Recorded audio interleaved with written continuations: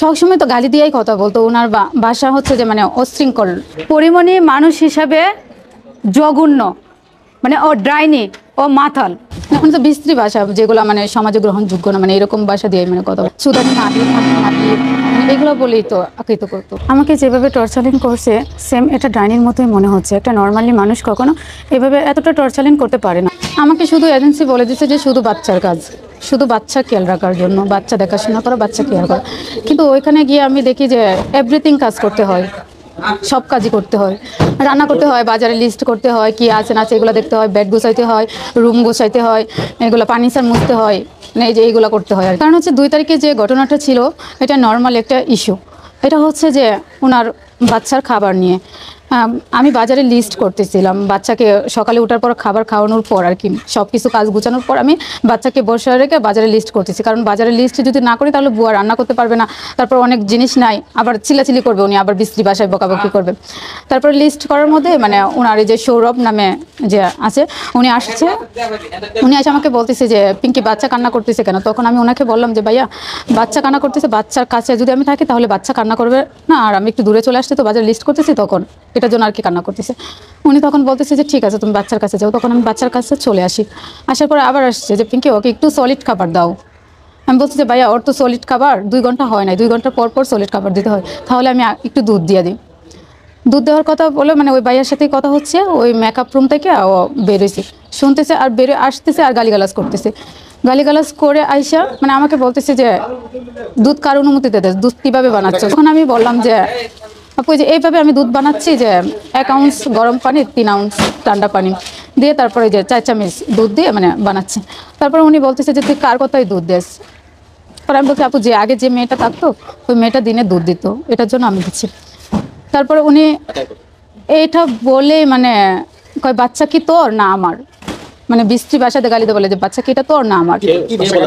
সুদানি মাঝি বস্তি মানে অনেক বিশ্রী ভাষায় গালি দিয়ে বলছে যে বাচ্চা কি এটা তোর না আমার। আমি আর কিছু বলি নাই, না বলাতেই মানে উনি আমাকে তাফরানো শুরু করছে।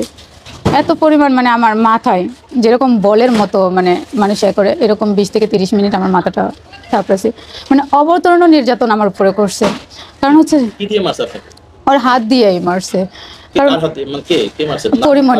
পরিমণিই মারছে। আর আমাকে যেখানে মারছে ওইখানে সিসি ফুটেজও আছে, সিসি ক্যামেরাও আছে।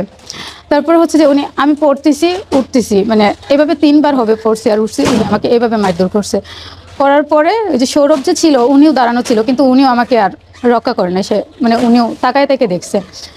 তারপর মারার পরে আমি সেন্সলেস হয়ে যাই, মানে কথা বলতে পারি না, অবস্থা অনেক খারাপ হয়ে যায়। তখন ওনার কাজের মেয়ে যে বৃষ্টি ও আমাকে বরফ দেয়। তারপরে আমি অনেকে করতেছি যে মানে আমার অবস্থা খুব খারাপ, উনি পানি দেয়।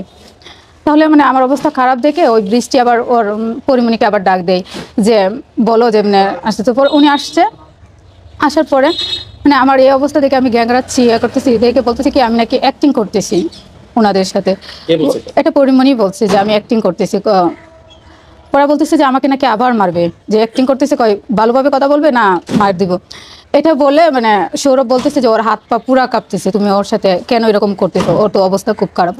তখন এইভাবে মানে অনেকক্ষণ অচেতন অবস্থায় থাকা হয়। থাকা হওয়ার পরে পানি দেয়, নাফা ট্যাবলেট খাওয়ার অনেক কিছু করা হয়।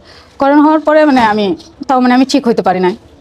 1 ঘন্টা কি মেবি 2 ঘন্টা হবে হওয়ার পরে যে আমি একটু সেন্সলেন্স থেকে একটু মানে নর্মালি কথা বলতে পারি, আগে কথাও বলতে পারতাম না। গ্যাগ করে মানে এভাবে হাতে হাতে লিখে আমি বৃষ্টি নামে মেয়েটাকে বুঝাইছি যে আমাকে মানে এজেন্সিকে বলেন যে আমাকে নিয়ে যাইতে, অথচ আমি আমার মায়ের কাছে দিয়ে আসতে এগুলা, কিন্তু ওনারাও আমাকে কোনো হেল্প করে নাই। তারপরে হচ্ছে যে আমি যখন একটু কথা বলতে পারতেছি নর্মালি হচ্ছে, তখন আমি আবার এতে যাই, ফোনটা নিয়ে আমার ফোনটা নিয়ে আমি এত ফোন দিই, এজেন্সিকে ফোন দিই।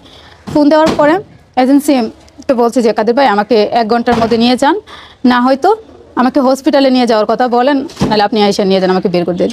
কিন্তু উনি আর এটা করে নাই, বলছে যে ঠিক আছে আমি তোমাকে জানাচ্ছি। জানাচ্ছির কথা বলে 1-2 ঘন্টা চলে যায়, তাও ওনার কোনো খোঁজ খবর নেই। আমি এজেন্সির নাম নেই, উনি লোক দেয় কাদের, মানে ওনার নাম হচ্ছে।